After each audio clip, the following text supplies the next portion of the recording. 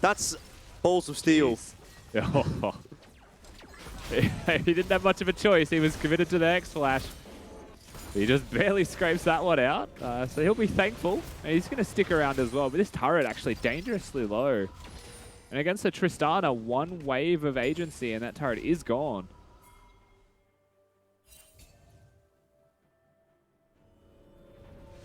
Well, that is the life of playing against a Tristana, isn't it? Very, very good at taking down turrets. So Violet's going to need to be a little more protective of that bot lane tower if Peace wants to keep it alive. Halo not having any problems in mid in that respect. He's got great wave clear. So despite the fact that Chaz has blue and a couple of kills in the advantage, not really going to be able to shove that wave in against the Syndra. Violet's also making sure that Praedyth can't push in bot. Yeah, really it's about vision control right now for Chaz in mid lane. You can see 2 control wards protecting the bottom side of mid, so Halo's pushing with a bit more freedom. Pabu, while he was on the top side of the map, wasn't really looking for ganks, and they are going to start clearing that vision now. Decoy, showing his diligence as a player, was waiting for Pabu and for Chaz to have some priority in mid before he even considered clearing vision, and there was Elisa hunting and waiting for someone to try, so they respect as they have to. Oh, a stun goes on to Chaz. Halo looking for a little bit more. There's a connection from Aladoric, and there goes Chaz. Deleted out of the server. Lisa looking for more. Now a roam down from Biopanther and a re-engage from Pabu. It's just players up in the air all over the place. But at the moment, the fight is going the way of Peace. I do wonder, though, have they got the steam in this fight without their AD carry to keep chunking through these tanks? And the answer is yes. Big damage comes through from Halo, and Biopanther goes corpse mode. In the end, Peace come away very happy, a 3-for-1 trade. Yeah, massive team fight.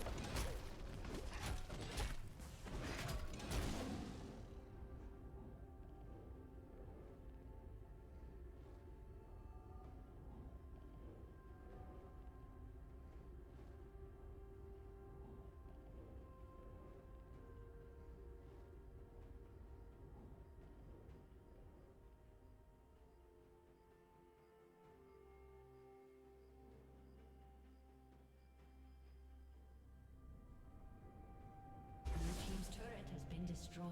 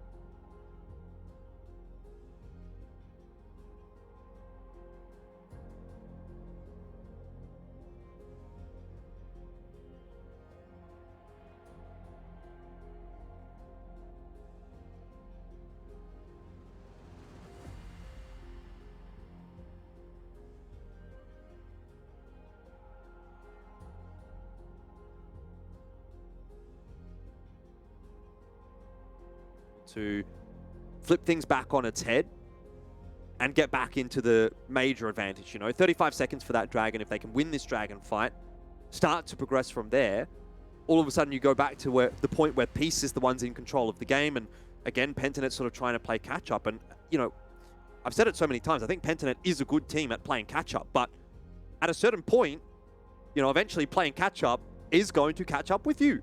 You continue to put yourself in good positions as Peace. Sooner or later, you're going to be able to convert one of those. So is it going to happen today? That's the question. Yeah, we've also seen how good they are at team fighting recently, right? So definitely worth considering that any leads they get can be snowballs now. We've also seen recently that they're not just playing around Violet having to 1v9. So overall, we're in this situation now where I would say they're just dangerous. Lisa's dangerous. Appy, definitely dangerous. He was the MVP for me in their last series against Dials where they went 3-0. So Violet has an easier job, which is very good news for the side of Peace, because it means he can just focus on carrying and doing his work while the enemy team isn't just 1v9ing him. All right, well, we're back into the game, and interestingly, a little bit going on in mid. Backwards and forwards, both teams looking to try and get control of that mid wave and shove it in. Now, it should be a little bit easier for Peace to do so because they still have their tower. Chaz, he's gone straight in, but he cops a Leona ultimate to the face. Oh, dearie me, Peace are going to turn this fight on its head. 2 players down already for Pentanet, and the rest are scurrying away. You can't run away from an Udyr, but it looks like Peace aren't too interested. They'll turn their attention back over to the Dragon, and for the first time in this entire split, Rusty, I almost feel like Pentanet are a bit rattled. Yeah, 100%. They are struggling to stay in this game. They've just been, I think the sheer aggression of Peace kind of caught them off a little bit early, and that has continued through this game. The picks are relentless. The look-ins are constant.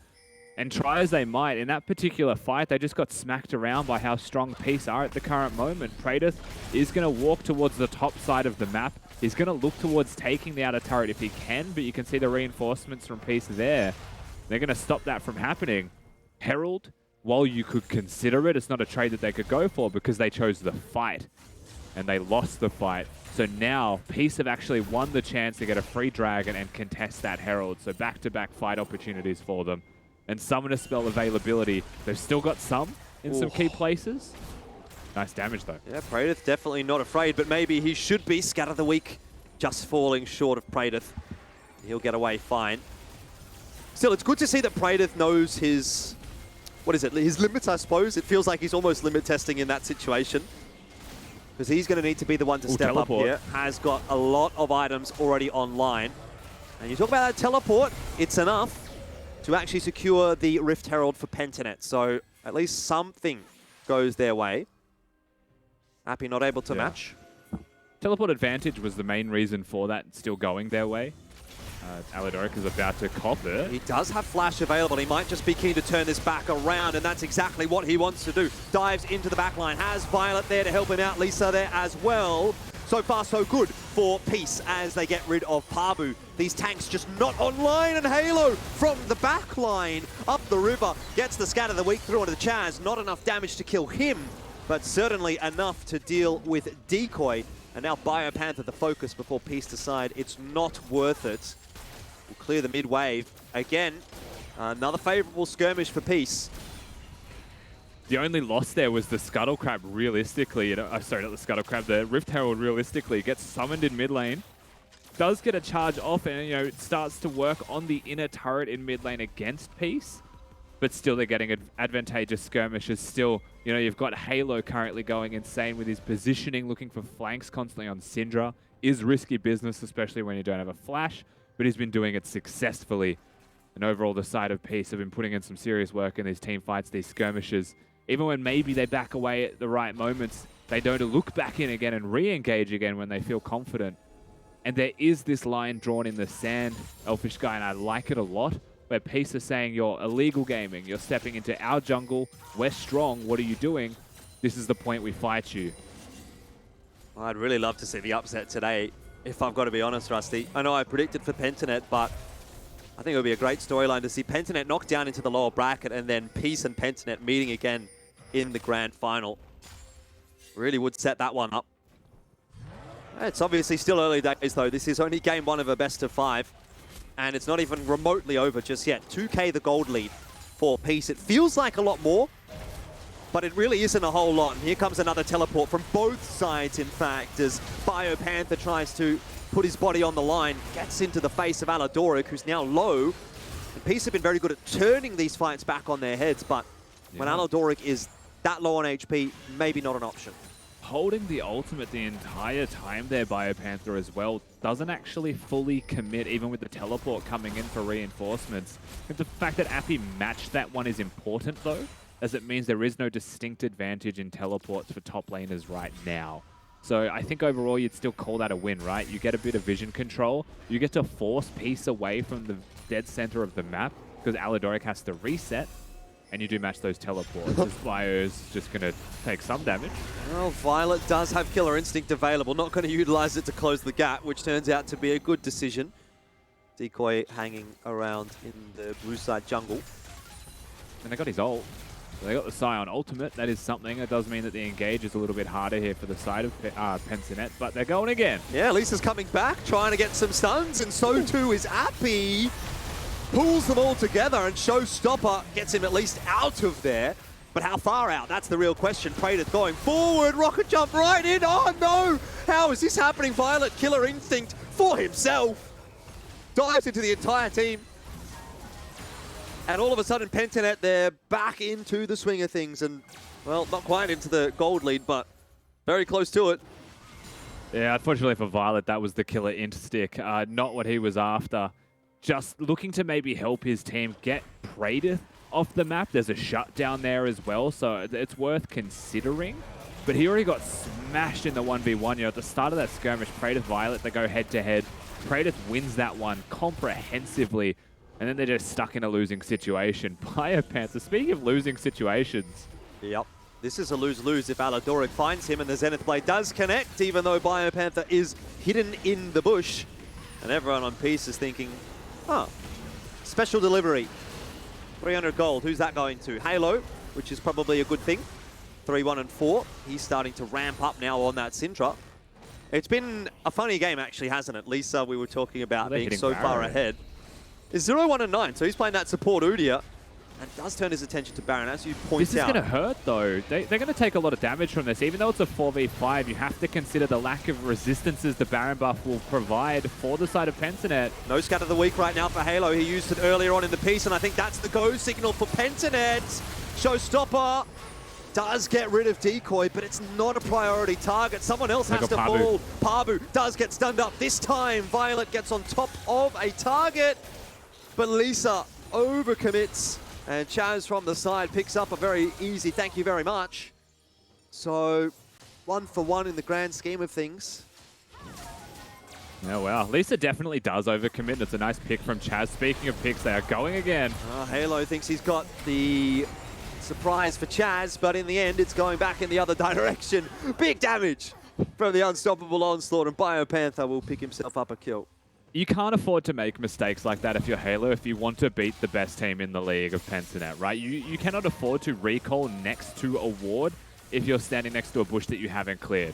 That's a free engage tool. It's an option that PGG look at. Look at the control they now have to the point where they're going to hit Baron. You gave over 700 gold to them because of the recall positioning. And now Baron already at half health. Is this even contestable for Peace? Well, they've got 4 members there. Appy has to get out. Pretty quick, Smart does utilize Stride Breaker to provide some distance, but at least Peace have prevented the Baron. Yeah, flash in the Stride Breaker. Decent disengage tools. We'll see a full reset here from both teams now, and it feels like finally we're at this point where everyone can actually reset themselves. There's been a lot of chaos, especially once these objectives start to crop up, but we've got 2 minutes, 2.5 minutes until the next Dragon is available. Baron is the only place that teams are contesting, and this full reset, you can see a whole lot of control wards actually for the PGG side of the coin. They're going to be able to slow and steadily work their way around the objective of their choice. It could just be Baron control if they're worried that Peace will do it. You've got a Kai'Sa with Kraken Slayer, you've got a Liandry's there as well for Halo, so it could be done quickly. Definitely feels like the tanks are starting to come online for Pentanet, especially BioPanther looking very, very solid right now. Not so much the same case. You don't really get the same sense for Peace that there's just like an unkillable monster on their side. Aladoric even is looking decidedly squishy for a Leona. Yeah, the current feeling that I actually have is that no one's stopping Praetor from auto-attacking. Every time I've seen a team fight, as these two may go for the 1v1. Well, this will be a big CC chain. Solar Flare, it does catch Praetor, but he's already mid-animation, so he gets out okay. Lisa, again, looks to have overcommitted, and the push isn't going to work out in his favor. Meanwhile, in the top lane, there's going to be a kill there as well. BioPanther doing a lot of work here in mid, just zoning the rest of Peace away. But it was a 1v1 up in top, and Peace lost that as well. So Pentanet come out 2 players ahead. Yeah, it was a 1v1 with knowledge that Pabu was collapsing, so it wasn't a true 1v1 duel by any means. Halo inevitably starts to fall there with the flash used. Baron is going to be free. No contest here on the other side with their jungler dead, with just the lack of resources available to them. So that's your Baron play. This is a great opportunity for some money to go heavily the way of PGG. We'll see what happens top lane again, because you can see Volley in the Tribush, Halo aware that something is up, and a nice charm connecting means that this is already a winning situation for Chaz. The flash forwards, the full commit from Halo, he knows there's no way out. But Ari has so many tools to dash and cover distance that your chances of killing her if the ultimate isn't the execute, quite low. Indeed, indeed. And we see that come to fruition again. So 2.5 minutes or so left on this Baron buff for Pentanet. It's going to be a difficult 2.5 minutes for Peace, who will most likely want to be contesting the Dragon at this stage of the game, but maybe it's a position that you really can't afford to try and make a fight happen. Look at the control right now that Pentanet has got. I just think we're in this position where my prior point is very true, right? They haven't stopped Praetor from successfully hitting. Like, he's constantly able to auto-attack in team fights. Violet feels like he's having a very difficult time because whenever he looks to hit a target, they're threatening him. Alistar combos, Pabu trying to dash on his head with his own ultimate. BioPanther is just unstoppably large right now. Even though the Lord Dominic's Regard is online, you know, they're starting to get some armor penetration, they still feel tanky. Does feel like Praetor has got a lot of get-out-of-jail-free cards with the Cleanse and the QSS available. Obviously not in this fight, Cleanse on cooldown, but in general. He's also got an Alistar that, you know, provides some of the best peel in the game. So Praetor is definitely having a good time right now. Level 15, and these towers are just getting absolutely chunked. Appy, he catches Praetor, but the rocket jump gets him out of there, and now it's time for Praetor to turn his attention onto Lisa. Chaz doesn't quite connect the charm, so at least Peace will survive with 4 members. They might try and end here, though. That's the question. Can they survive? Praetor's going to annihilate these structures. The engage has to happen for Peace now or it's over. I'm not sure they're going to want to go for it. Showstopper does get Appy into the mix, but realistically, that was nothing short of death for him, regardless of the situation. Violet tries to put some damage down. So does Halo. They just don't have it there at all. And Pentanet, despite being down at multiple points in this game, are going to be able to pick up the first victory in the best-of-5 series. Peace just unable to stand up to the strength that is Pentanet right now. And it's exactly as we talked about in the pre-show. Peace can get ahead early, but there is always a crouching tiger, hidden dragon waiting in the bush, and that is Pentanet, and they are able to come back from every single deficit pretty much that we've seen from them so far this split, and that is not changing in playoffs. I mean, for me, this game was actually a statement by Praetor more than anyone else. You know, 6-1 end scoreline, insane performance on the Tristana. His damage dealt would be through the roof. And the reason that I highlight Praetor in particular is because he's up against Violet, right? Like, this is the match where there is a bit of a rivalry still between both AD carries. He comes in and he basically wins 1v1s against Violet to make sure the team fights go their way. I mean, it's a standout performance for me. I think Chaz played fine, but didn't use his summoner spells or respect the enemy enough, and Peace definitely caught them off guard. Not enough to beat them in the entire game, but enough to get a lead and give us hope for the rest of the series. I tell you a man that's been sitting on the edge of his seat every second of the way. That'll be Mac. He chucked the Peace prediction in here, and yeah, it would have been looking pretty good for you to start things off there, Mac. But unfortunately, Pentanet just a bit too good today. It was certainly something, wasn't it? I thought, you know, well, Peace, they're looking pretty good. They might actually get game one here. And then Pentanet did exactly as they did throughout the group stage and managed to make a comeback. Also, I want to quickly thank everyone for your patience while we did work through the issues there. You know, thank you very much for sticking around and enjoying the game. Hopefully, there'll be no more going forward, and it's just going to be easy breezy and League of Legends squeezy. And yeah, more action coming up. Now, thank you for that, but also let's talk about this game. So, Peace, very strong beginning until Pabu decided to start jumping on him as the volley bear. It seemed to be the key for a couple of the ganks, you know. He said he was very confident going for a couple of the jump-ins at points, Jordan, but that's what you got to do when you're on the volley. You know, you're pretty tanky, you got to hit that hard engage, and you got to try to look fierce. Yeah, I mean, I don't necessarily disagree, but I think there was a point in the game where he hadn't quite hit that quote-unquote tanky position just yet. Once he did, he became pretty unstoppable. But earlier on in the piece, up to 15, 20 minutes, it did feel like he was getting melted pretty quickly. A couple of other issues to sort of touch on. Pentanet kind of felt that they had some of these awkward team fights early on as well. I don't know. It sort of felt like they were off their game a little bit. That got rectified the further we went on. You know, we've always kind of considered them one of the better team fighting teams, if not the best team fighting team in the LCO. But it wasn't necessarily the case in the first 2, 3, 4 sort of skirmishes.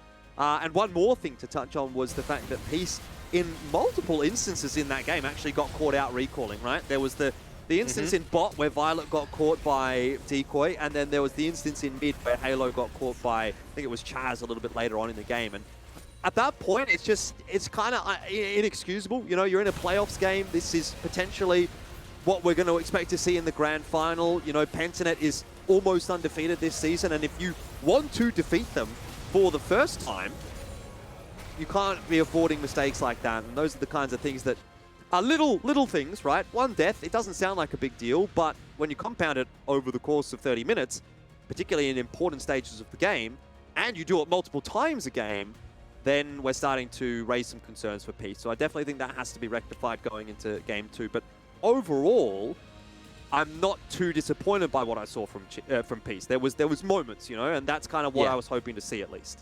Another two things as well. Let's talk champs for a second. Another Ari pick, another win. Another Udi pick, another loss. So this is a trend I keep seeing, you know, these Ari picks slipping in and then somehow being successful, even though, Rusty, you swore against the thing.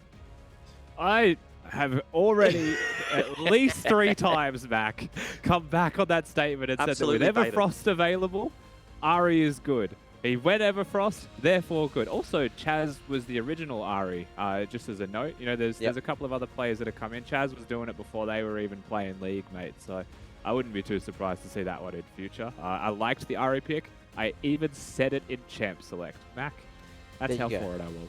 Beautiful. Well, I did see Kyo say in chat as well, saying that Chaz was the best Arios, and he certainly put his foot down for game 1, but we've got a second game to get to. Ladies and gentlemen, don't go too far. Game number 2 between Pentanet and Peace coming up just after the break.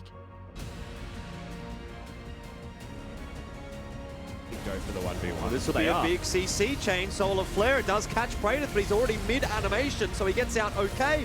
Lisa, again, looks to have overcommitted, and the push isn't going to work out in his favor. Meanwhile, in the top lane, there's going to be a kill there as well. But go for it. Showstopper does get Abby into the mix, but really